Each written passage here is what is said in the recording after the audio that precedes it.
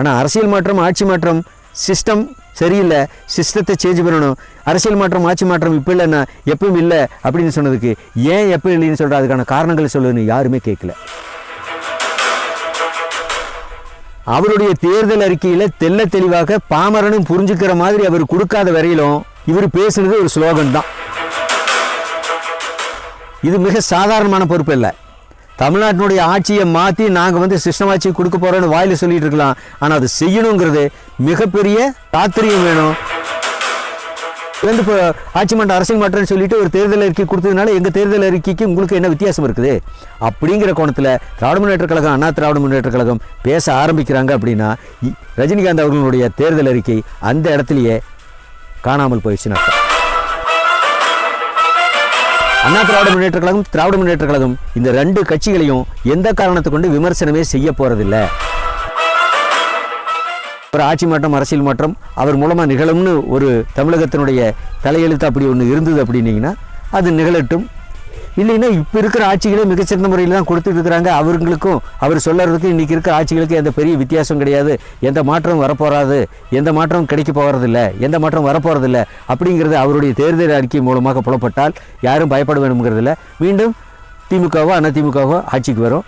அதாவது கடந்த காலத்தில் நம்ம எப்படியெல்லாம் நம்ம நம்மளுடைய வாழ்க்கையை நம்ம சந்திச்சுக்கிட்டு இருந்தோமோ அதே மாதிரி மீண்டும் நம்ம தொடர்வதற்கான வாய்ப்பு நம்மளுக்கு தொடர்ந்து இருந்துக்கிட்டு தான் இருக்கும். இதில் எந்த மாற்றமும் இல்லை, நமக்கும் எந்த நஷ்டமும் இருக்க போகிறதில்ல.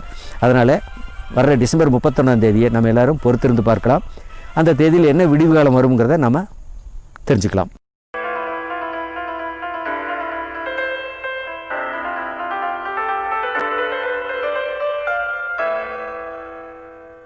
வணக்கம், வாழ்க வளமுடன். நம்ம எல்லோரும் ஆவலுடன் எதிர்பார்த்த அந்த ரஜினியுடைய என்ட்ரி, பொலிட்டிக்கல் என்ட்ரி, அரசியல் பிரவேசம் 100% உறுதியாயிருச்சு. டிசம்பர் 3ஆம் தேதி டிக்ளேர் பண்ணிட்டார். இப்போ அடுத்து இருக்கிற மிகப்பெரிய ஒரு கேள்விக்குறி என்னன்னீங்கன்னா, தேர்தல் கிழமை எப்படி இருக்கும், இவர் எந்த ஓட்டு வங்கியை நம்பி இவர் எலெக்ஷன் நிற்கிறார். மிகப்பெரிய ஜாம்பவான்கள் 50 ஆண்டு கால பாரம்பரியம் இருக்கிறவங்கள அவங்க இருக்கிற போது அவங்களுக்கு நடுவே தேர்தலுக்கு 5 மாதத்துக்கு முன்னாடி இவர் எந்த தைரியத்தில் இவர் எலெக்ஷனில் நிற்கிறார். இவருக்கு எந்த ஓட்டு வங்கி இருக்குது? இவர் கட்சி ஆரம்பிக்கிறேன்னு சொல்லி கிட்டத்தட்ட 25 வருஷமாக சொல்லிவிட்டு டிசம்பர் 31, 2017 அன்றைக்கும் சொன்னார். அதிலிருந்து மீண்டும் ஒரு 2 வருஷம் 3 வருஷம் ஆயிடுச்சு. இப்படியெல்லாம் காலம் கடத்தி இதான் நாளைக்கு வர்றேன், இன்றைக்கி வந்துட்டேன், நாளைக்கு வந்துட்டேன், கட்சி ஆரம்பிக்க தான் போகிறேன், அதில் ஒன்றும் மாற்றம் இல்லை, அரசியல் மாற்றம் ஆட்சி மாற்றம் இப்போ இல்லைன்னா எப்பவுமே இல்லை, சிஸ்டத்தை எல்லாம் சேஞ்ச் பண்ணணும், சிஸ்டம் சரியில்லை, இது மாதிரியே தான் பேசிகிட்டு இருந்தார்.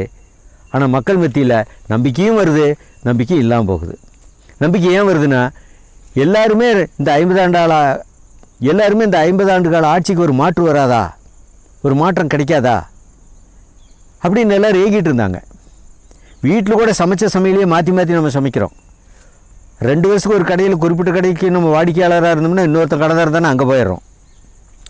அப்போ துணி வாங்குறதுலையும் கடைக்கு போகிறதுலையும் வீட்டில் சமையல் கட்டில் சமைக்கிறதுலையும் விதவிதமாக துணி போடுறதுலையும் நம்மளுக்குள்ள மாற்றங்கள் வேணும்னு சொல்லிட்டு இருக்கிற போது இந்த அரசியல் கட்சிகள் இந்த 2 கட்சிகளுக்கு நடுவு மாற்றங்கள் வேணும்னு நினைக்கிறதுல என்ன தப்பு இருக்குது? நினைக்க தான் செய்வாங்க. மாற்றங்களே தேவையில்லைங்கிற அளவுக்கு ஒரு மாற்றங்கள் தேவையில்லாத அளவுக்கு ஒரு அரசியல் ஆட்சி நடந்திருந்ததுன்னா இந்த பேச்சே வந்திருக்காது. எப்போ இந்த பேச்சு அரசியல் மாற்றம் ஆட்சி மாற்றம்னு பேசி அதை மக்கள் மத்தியில் பிரபலமாகி எல்லாருமே அதை ஆவலோடு எதிர்பார்க்குறாங்க அப்படின்னா அரசியல் மாற்றம் தேவை, ஆட்சி மாற்றம் தேவைங்கிறது சமுதாயத்தில் படிஞ்சு போன உறுதியாக்கப்பட்ட ஒரு சூழ்நிலை. அப்படி உறுதியாக்கப்பட்ட ஒரு சூழ்நிலை இல்லாத ரஜினி இது மாதிரிலாம் ஒரு வசனத்தை சினிமாவில் பேசலாம். ஆனால் மக்கள் மன்றத்திலையும் மக்கள் மத்தியிலையும் அரசியல் மன்றத்திலையும் அரசியல் களத்திலையும் பேச முடியாது. அப்படி அவர் பேசுனது யாருமே இதுவரையிலும் குறை சொல்லலை, பரியாசம் பண்ணலை. அவரை எல்லா விதத்துலையும் பரியாசம் பண்ணாங்க, பேசினாங்க. ஆனால் அரசியல் மாற்றம் ஆட்சி மாற்றம் சிஸ்டம் சரியில்லை, சிஸ்டத்தை சேஞ்ச் பண்ணணும், அரசியல் மாற்றம் ஆட்சி மாற்றம் இப்போ இல்லைன்னா எப்பவும் இல்லை அப்படின்னு சொன்னதுக்கு ஏன் எப்போ இல்லைன்னு சொல்கிற அதுக்கான காரணங்களை சொல்லுன்னு யாருமே கேட்கல. அதுதான் இன்றைக்கி அவருக்கு இருக்கிற வலு. யாருமே இதுவரையில் கேட்கல. இந்த 50 ஆண்டு காலமாக மாறி ஆட்சியில் உக்காந்துட்டு இருந்தவங்க என்ன சிஸ்டம் சரியில்லை சொல்லு, லிஸ்ட்டு கொடு, ஏன் ஆட்சி மாற்றம் வேணுங்கிற, அரசியல் மாற்றம் வேணுங்கிற, இதை பற்றி பேசுகிறதுக்கு நீ யார், என்ன ஆட்சி மாற்றம் அரசியல் மாற்றத்துக்கு என்ன காரணம் இருக்குது, என்ன தேவை இருக்குது அப்படின்னு அவங்க கேட்கல. அவங்களால கேட்க முடியல. ஆனால் அவங்க ஏற்றுக்கிட்ட மாதிரி தான் நம்ம நம்புகிறோம். கேட்க முடியலன்னு ஏற்றுக்கிட்டாங்க. நம்ம முதலே பார்த்த மாதிரி நம்ம போடுற சட்டை, துணி, மணி, சாப்பிட்ற உணவு, நம்ம வாங்குகிற கடை, ஒரு குறிப்பிட்ட கடைக்கு நம்ம வாடிக்கையாளர் இன்றைக்கி இந்த கடையில் சாப்பிட்றோம், நாளைக்கு அந்த கடையில் சாப்பிட்றோம், நாளைக்கு இந்த உணவு சாப்பிட்றோம், இன்னொரு நாளைக்கு அந்த உணவு சாப்பிடணும்னு ஆசைப்படுறோம். அதே மாதிரி ஆட்சி சரியில்லை, அந்த சரியில்லாதனால தான் எங்களுடைய குடும்பத்துக்கு இத்தனை பிரச்சனை இருக்குதுன்னு ஒவ்வொருத்தரும் நினைக்கிறாங்க. அப்படி நினைக்கிறதுனுடைய அடிப்படையில் தான் ஆட்சி மாற்றம் வேணும்னு மக்கள் நினைக்கிறாங்க. மக்களுடைய பிரதிநிதியாக தான் ரஜினிகாந்த் ஆட்சி மாற்றம், அரசியல் மாற்றம், சிஸ்டம் சரியில்லை, சிஸ்டத்தை மாற்றணும் அப்படின்னு அன்றைக்கி 2017 டிசம்பர் 31 சொல்லியிருக்கிறாருங்கிறது நாம் ஏற்றுக்கலாம், அல்லது அந்த குளத்தில் நம்ம புரிஞ்சுக்கலாம். இப்போ சிஸ்டம் சரியில்லை, ஆட்சி மாற்றம் வேணும், அரசியல் மாற்றம் வேணும், இதுதான் அவர் முன்னெடுத்திருக்கிற ஸ்லோகன். இந்த ஸ்லோகனுக்கு கண்டிச்சோ, இது விமர்சனம் பண்ணியோ, இது தேவையற்றதுன்னு சொல்லியோ பத்திரிகைகளில் விமர்சனம் வரல, தலையங்க எழுதலை, மீடியாக்கள் யாருமே இதை டிஸ்கஸ் பண்ணலை. இன்றைக்கி இந்த விஷயத்தை எல்லா மீடியாவுமே ஏற்றுக்கிறாங்க. அவர் ஆட்சிக்கு வந்துடக்கூடாது, அவர் கட்சி ஆரம்பிச்சிடக்கூடாது, இந்த மாதிரி கோணத்திலேயே தான் எல்லோரும் நினச்சிட்டு இருந்தாங்க. ஆனால் அது உறுதியாயிருச்சு. சரி, அவர் சிஸ்டம் சரியில்லை, ஆட்சி மாற்றம் வேணும், அரசியல் மாற்றம் வேணும் சொல்லிட்டார். இது மக்கள் மத்தியிலையும் புரிய வச்சுட்டாரு. அப்போ இது மட்டும் போதுமா? உடனே இவரை கூப்பிட்டு எல்லாருமே இவர் எந்த சின்னத்தில் நிற்கிறாரோ அந்த சின்னத்துக்கு எல்லோரும் ஓட்டு போட்டு வாங்க வாங்க ரஜினிகாந்த் அவர்களே வாங்க, நீங்கள் இந்த சிஸ்டத்தை மாற்றுங்க, நீங்கள் அரசியல் மாற்றத்தை கொண்டுட்டு வாங்க, இன்றைக்கி அரசியல் மாற்றம் கொண்டு வரலன்னு என்றைக்கும் கொண்டு வர முடியாது, அதை நீங்கள் நல்லா செஞ்சுருவீங்க வாங்க அப்படின்னு கூப்பிட முடியுமா? அதுவும் முடியாது. அப்போ என்ன, இவருக்கு முன்னாடி ஒரு மிகப்பெரிய ஒரு பணி இருக்குது, ஒரு மிகப்பெரிய ஒரு கடமை இருக்குது, இவருக்கு மிகப்பெரிய ஒரு பொறுப்பு இருக்குது. இது மிக சாதாரணமான பொறுப்பு இல்லை. தமிழ்நாட்டினுடைய ஆட்சியை மாற்றி நாங்கள் சிஸ்டம் ஆட்சி கொடுக்க போகிறோன்னு வாயில் சொல்லிகிட்டு இருக்கலாம். ஆனால் அது செய்யணுங்கிறது மிகப்பெரிய சாத்திரியம் வேணும், சாமர்த்தியம் வேணும், பொறுப்பு வேணும், தொலைநோக்கு பார்வை வேணும், அது சம்மந்தப்பட்ட அனைத்து உபகரணங்களும் வேணும். அந்த உபகரணங்கள்ங்கிறது இவர் டிசம்பர் 31 அறிவிக்கக்கூடிய அந்த கட்சியினுடைய பைலாஸு, கட்டமைப்பு, தேர்தல் அறிக்கை. இவர் சிஸ்டம் மாற்ற முடியும், சிஸ்டம் ஆட்சி நான் கொண்டு வருவோம், அரசியல் மாற்றம் வரும், ஆட்சி மாற்றம் வரும் அப்படிங்கிறத அவருடைய தேர்தல் அறிக்கையில் தெல்ல தெளிவாக பாமரனும் புரிஞ்சுக்கிற மாதிரி அவர் கொடுக்காத வரையிலும் இவர் பேசுனது ஒரு ஸ்லோகன் தான், அதில் மாற்றமே கிடையாது. இது ஸ்லோகனாக தான் இருக்க போகுது. அப்போ இவர் அந்த ஸ்லோகனாகவே விட்டுருவாரா? நிச்சயமாக விட்டுற மாட்டார். ஏன் விட்டுற மாட்டாருன்னா, இதுக்கான பின்புலத்தையும் தேர்தல் அறிக்கையில் கொடுக்கறதுக்கு என்னென்னலாம் கொடுக்கணும், எதை கொடுக்கணும், எந்த கோணத்தில் கொடுக்கணும், எந்த இடத்துல எதை பேசணும், எந்த இடத்துல எதை பேசக்கூடாது, யாருக்கிட்ட எதை சொல்லணும், இந்த மாதிரி தேர்தல் கணத்தை எப்படி அணுகணும், ரெண்டு கட்சியும் குறை சொல்லணுமா, குறை சொல்லாமையே நாங்கள் அரசியல் மாற்றம் கொடுக்க முடியும், ஆட்சி மாற்றம் கொடுக்க முடியுமா, இத்தனை சித்தாந்தங்களுக்கும் விடையே அவர் தயார் பண்ணிட்டு தான் டிசம்பர் 31 மக்களை சந்திக்க போகிறாரு அப்படிங்கிறதான் ஊடகத்தில் நம்மளுக்கு செய்தியாக வந்துட்டு இருக்கு. அப்போ ரஜினிகாந்தை பொறுத்தவரையிலும் தேர்தல் அறிக்கை தான் அவருடைய ஆட்சி மாற்றத்துக்கான கண்ணாடி. அதில் அவர் தெல்ல தெளிவாக சொல்லி ஆகணும், சூட்சமமாக சொல்லி ஆகணும், வெளிப்படையாகவும் சொல்லி ஆகணும். இதுக்கு அவருக்கு மாற்று கருத்தே கிடையாது, இவருக்கு மாற்று வழியே கிடையாது. நம்ம கேள்விப்பட்ட வரையிலும், புரிஞ்சுக்கிட்ட வரையிலும் அவருடைய அனுதாபிகள், அவர்கிட்ட நெருங்கி பழகிறவங்க, இந்த மாதிரி அவங்ககிட்டருந்து கசிகிற செய்திகள் வழியாக நம்ம என்ன தெரிஞ்சுக்கிறோம் அப்படின்னா, ஆட்சி மாற்றம், அரசியல் மாற்றம்ங்கிறதுக்கு இவர் ஆயிரக்கணக்கான இஷ்யூஸை கையில் வச்சுருக்கார். இன்னென்ன காரணங்களுக்காக இந்த ஆட்சி மாற்றம் நடந்தாகணும், அரசியல் மாற்றம் நடந்தாகணும், இந்த மாற்றங்கள்லாம் நடந்தால் இதெல்லாம் உங்களுக்கு நல்லதாக இதெல்லாம் உங்களுக்கு சேரும். இன்றைக்கி இதுக்கெல்லாம் தடையாக இருக்கிறது காரணம் இந்த ஆட்சி மாற்றம், இந்த அரசியல் மாற்றம், சிஸ்டம் சரியில்லை, இந்த சிஸ்டத்தை இந்த கோணத்தில் எல்லாம் நாங்கள் மாற்ற போகிறோம் அப்படிங்கிறத அவர் கோடிட்டு காட்டியே ஆகணும்.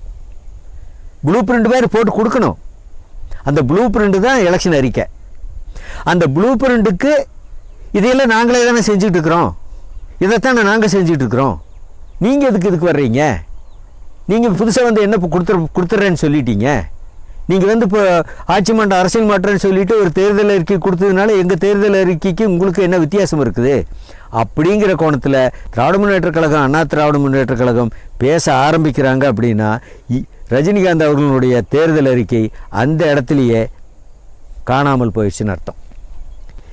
இவருடைய தேர்தல் அறிக்கைக்கு எந்த குவார்ட்டர்லேருந்து எந்த மூலையிலிருந்து ஒரு விமர்சனம் வரல அப்படின்னா இவருடைய தேர்தல் அறிக்கை ஜெயிச்சிருச்சு, தேர்தலில் ஜெயிக்கிறதுக்கான வாய்ப்புகள் இருப்பதாக நம்பலாம். இன்னொரு முக்கியமான விஷயம் பத்திரிகை வாயிலாகவும் சோர்ஸில் இருந்து நம்ம தெரிஞ்சுக்கிட்டது என்னென்னா, தேர்தல் களத்தில் அவர் அண்ணா திராவிட முன்னேற்ற கழகம், திராவிட முன்னேற்ற கழகம் இந்த 2 கட்சிகளையும் எந்த காரணத்தை கொண்டு விமர்சனமே செய்ய போகிறதில்ல.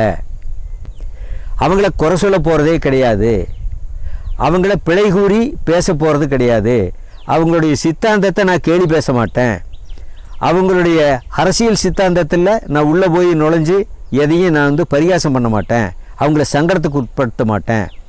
மாறாக நான் என்ன தான் செய்ய போகிறேன், எதுக்காக அரசியலுக்கு வந்திருக்கிறேன், அரசியலுக்கு வந்ததுனால இன்னென்ன ஏரியாவில் என்னென்ன விவரங்களை நாங்கள் கையில் எடுக்க போகிறோம், இதையெல்லாம் தான் நாங்கள் செய்ய போகிறோம். இப்படி செய்கிறதுனால இன்றைக்கி எல்லா மக்களுக்கும் எல்லா தரப்புல வியாபாரிகளிலிருந்து, பெற்றோர்களிலிருந்து, குழந்தைங்களிலிருந்து, கல்வியிலிருந்து, வேலைவாய்ப்பிலிருந்து, நிறுவனங்கள்லேருந்து, அன்றாட வாழ்வாதாரங்களுக்கு மக்கள் எல்லாம் போராடிட்டு இருக்காங்களே, கூலிக்காரர்லேருந்து எல்லா வர்க்கத்துக்குமே அவங்களுக்கு என்னென்ன கிடைக்கணுமோ அது கிடைக்கும். ஒரு வர்க்கத்தை ஏற்றி வஞ்சித்து ஏமாற்றி மிரட்டி உருட்டி பெரட்டி பிழைப்பதற்கான வாய்ப்பை எங்களுடைய ஆட்சி தராது. அவங்கவுங்களுடைய வேலையை பார்ப்பாங்க, அவங்களுக்கு என்னென்ன கிடைக்கணுமோ அதெல்லாம் கிடைக்கும். விலைவாசிகளை நாங்கள் நிச்சயமாக கட்டுப்பாட்டுக்குள்ளே கொண்டுகிட்டு வந்துடுவோம். இது மாதிரி விவரங்களை மக்களுக்கு புரிகிற மாதிரி நேரடியாக தெள்ள தெளிவாக அவருடைய தேர்தல் அறிக்கை மூலமாக சொல்லுவார். இதுக்குத்தான் அவங்க தயாராகிட்டு இருக்கிறாங்க. இது முன்கூட்டியே சொல்லியிருந்தால் நாங்கள் என்ன சொல்ல போகிறோமோ அதுக்கு மாற்றாக எதிர்க்கட்சிகள் வெவ்வேறு கோணங்களில் எங்களை பலகீனப்படுத்திடுவாங்க. அதனால தான் நான் அதனால தான் நான் கட்சி ஆரம்பிக்கிறதோ கட்சி சம்மந்தப்பட்ட விவரங்களையோ நான் முன்கூட்டியே எதுவும் வெளிப்படுத்தலை, பிரபலப்படுத்தலை. என்னை கேவலப்படுத்தினாலும் பரவாயில்லைன்னு நான் அதையெல்லாம் தாங்கிக்கிட்டு நான் டிசம்பர் 31 வரையில் நான் பொறுத்திருந்தது. இதுவும் ஒரு காரணம், என்னுடைய உடல்நிலையும் ஒரு காரணம், கோவிட்-19 ஒரு காரணமாக இருந்தது. இது எல்லாமே மக்களுக்கு நன்மை செய்வதற்கு அமைஞ்ச ஒரு காரணங்களாகவும் சூழ்நிலைகளாகவும் தான் அவர் நம்புகிறாரு. அப்படிங்கிற மாதிரி தான் செய்திகள் அவருக்கு நம்பத்தகுந்த வட்டாரங்கள்லேருந்து வெளியில் வந்துக்கிட்டு இருக்குது.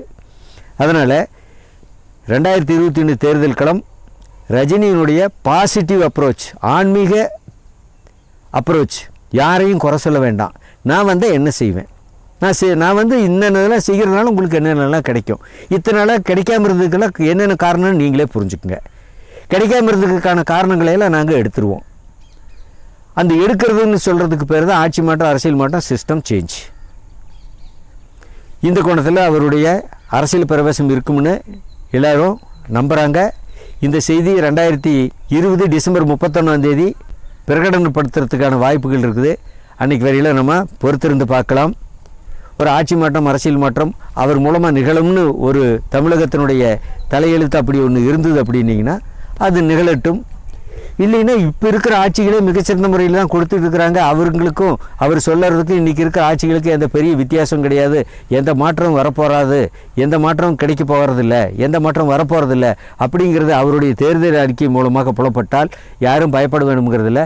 மீண்டும் திமுகவோ அதிமுகவோ ஆட்சிக்கு வரும். மீண்டும் நம்ம நம்மளுடைய அதாவது கடந்த காலத்தில் நம்ம எப்படியெல்லாம் நம்ம நம்மளுடைய வாழ்க்கையை நம்ம சந்திச்சுக்கிட்டு இருந்தோமோ அதே மாதிரி மீண்டும் நம்ம தொடர்வதற்கான வாய்ப்பு நம்மளுக்கு தொடர்ந்து இருந்துக்கிட்டு தான் இருக்கும். இதில் எந்த மாற்றமும் இல்லை, நமக்கும் எந்த நஷ்டமும் இருக்க போகிறதில்ல. அதனால் வர்ற டிசம்பர் 31 நம்ம எல்லோரும் பொறுத்திருந்து பார்க்கலாம். அந்த தேதியில் என்ன விடிவு காலம் வருங்கிறத நாம் தெரிஞ்சுக்கலாம். வணக்கம், வாழ்க வளமுடன்.